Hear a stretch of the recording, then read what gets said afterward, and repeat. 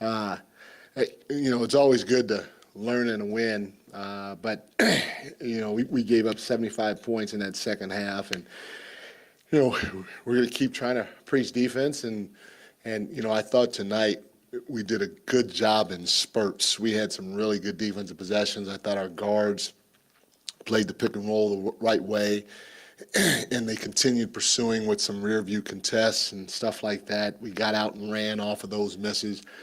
But then we just had some lulls throughout the course of the game, and those lulls are what we have to continue to try avoiding, because you're in a 7-game series, you're playing a top 3 team, and those lulls can create a 10-2 run for your opponent. And so it's always good to get the win. Had a lot of guys have very good individual performances. Domas was a monster with his triple-double. He's been flirting with a triple-double the last, 5-6 games, if not more. So for him to get one tonight was fantastic, especially with only 2 turnovers. And I challenged both he and Fox before the game to take care of the ball tonight, because that was one way I thought that they can fuel this team, is if we turned it over. And those 2 guys did a heck of a job for as much as they handled the basketball and only having 3 turnovers. So good win, but we still got to continue to figure out how to string more stops together in a 48-minute game. Yeah, Coach, you guys talked about, or earlier in this year mentioned, you want to attack mismatches a little more this year. In the first half of that third quarter, went to the same set, who knows how many times, seeming to try to do that. What did you see in that stretch? We didn't even get to the backside of the action.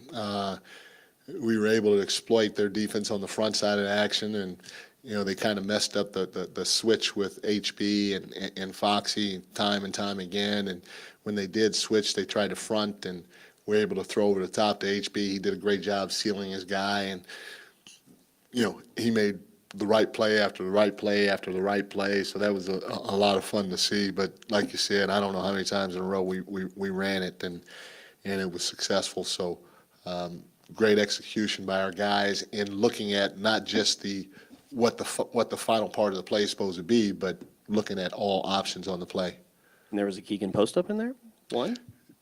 There was. I was like, okay, Keegan. I mean, wasn't bad. I mean, I think Keegan's 6'8", Jordan 6'3", 6'4". So we'll continue to see. I'm gonna give him his props on that one.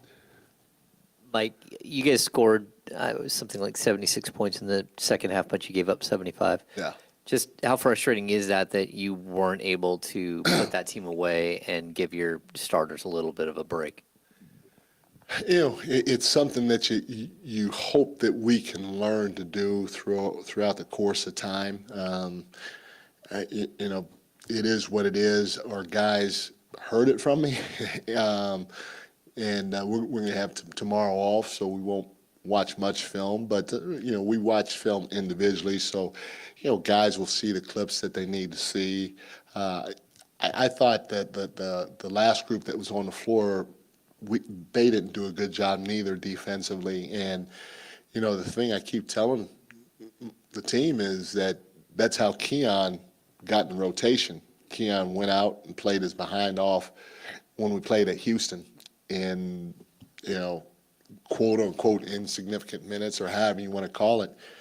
And he played the right way, and he played hard, and so he got another opportunity, and he kept playing the right way and kept playing hard, and now he's Fox's backup. So it doesn't matter if you get 20 seconds or 5 minutes.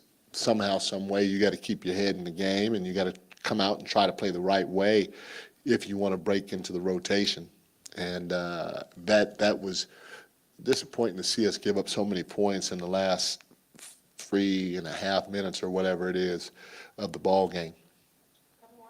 Mike, you mentioned how Domas has come up on the short end of the triple doubles a few times. Do you ever have to kind of push him along to recognize that, or to try and go for some of those accolades?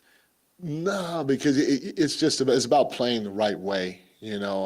I tell you a quick story. Is like when I coached LeBron back in Cleveland, everybody used to get on him about taking the last shot, and dude just played the right way. If he created a double team and he saw a teammate wide open, he swung it to him for a wide open catch and shoot shot. That's the right play. And he obviously has the green light to go do what he wants to do. Same with Domas. But at the end of the day, Domas is just going to play the right way. And him playing the right way with the people that we have on this team, he can fall into a triple-double. So not a thing that he needs to go chase, because it can naturally happen with as talented as he is and as talented as the team is around him. Mike, 4 straight at home. I think you're 7-3 now at home so far this season. I remember that was a point of emphasis for you coming into the year, and you've talked about relying too much on the fan energy at times. Just progress report this early in the season. How do you feel the guys are doing at home? We're doing good. I think we have the best fans in the NBA, and guys should be excited to play in this building, and they should get energy from the fans, and we have to take advantage of it when we're here, and they're trying to do it the right way. We were 4-1 in this 5-game span of ours. We keep track of our mini season or mini season within a season, and for us to go get this one tonight was really good. And in my opinion, it's always thanks to the fans, because when something good happens out on that floor, they get louder and louder, which energizes us, and hopefully we can continue. Mike, the wife of one of your star players tweeted tonight about one of your other star players that I hope we don't ever take him for granted. Rasay, speaking of Sabonis, how good does that make you feel just about the togetherness and the culture that you guys have been able to build here? Nah, it's huge. This group's connected.